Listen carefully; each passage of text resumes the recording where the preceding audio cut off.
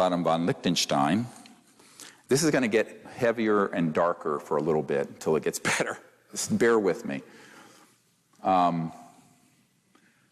And, you know, I don't know if you know who this is. Liechtenstein is a big banking empire. And kind of they funded a lot of Adolf Hitler's work. And the crown prince is their king. So this is a man that I've met with and known for a number of years. I think this is dated 1994.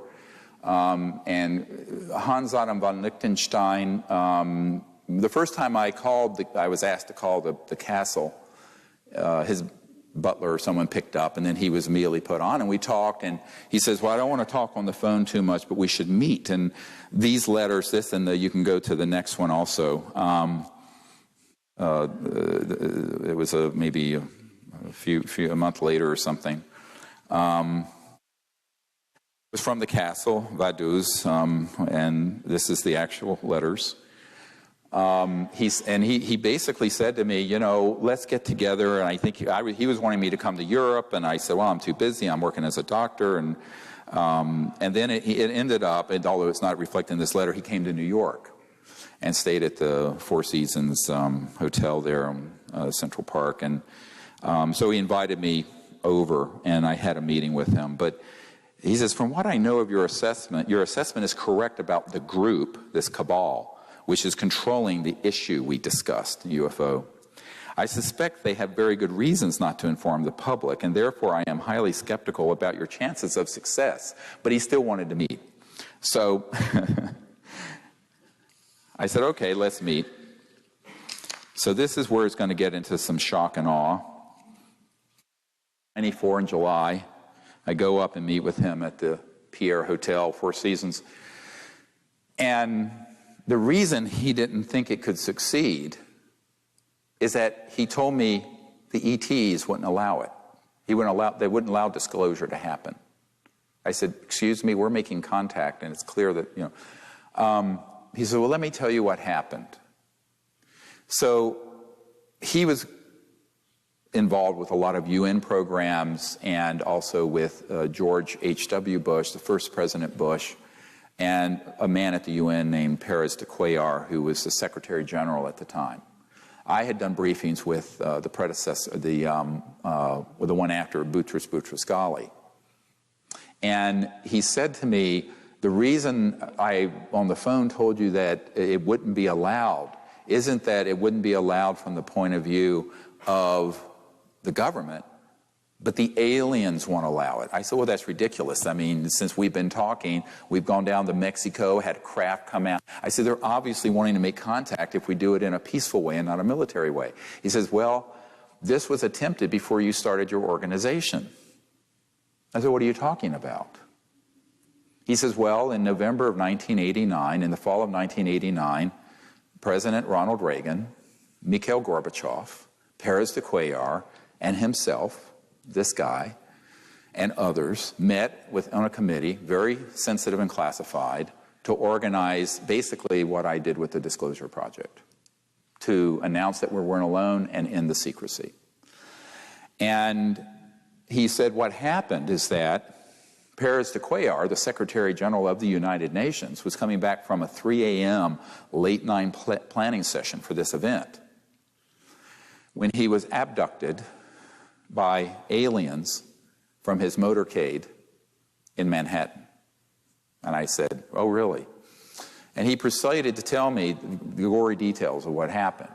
So Pérez de Cuellar was taken somehow out of the motorcade onto an ET craft where he was threatened by the ETs and told, if you disclose this information, we will abduct every world leader involved, including the President of the United States.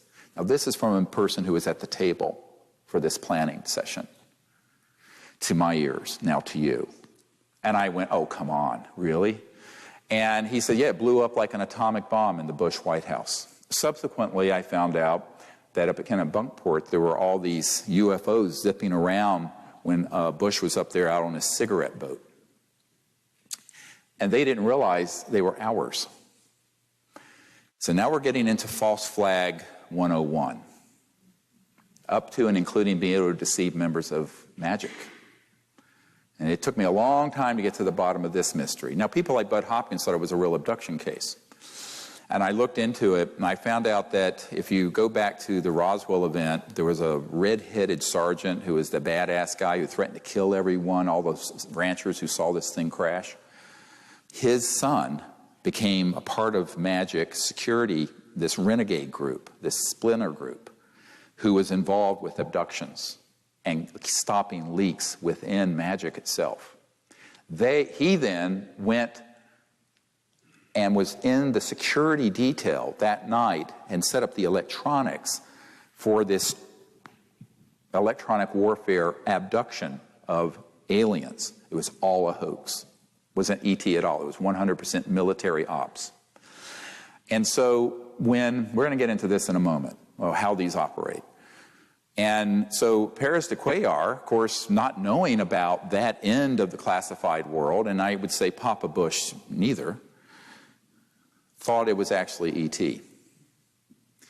And it blew up, as I said, like an atomic bomb in the Bush White House. Gorbachev, they pulled the plug on the plans to do disclosure and end secrecy in 1989 at the end of the Cold War.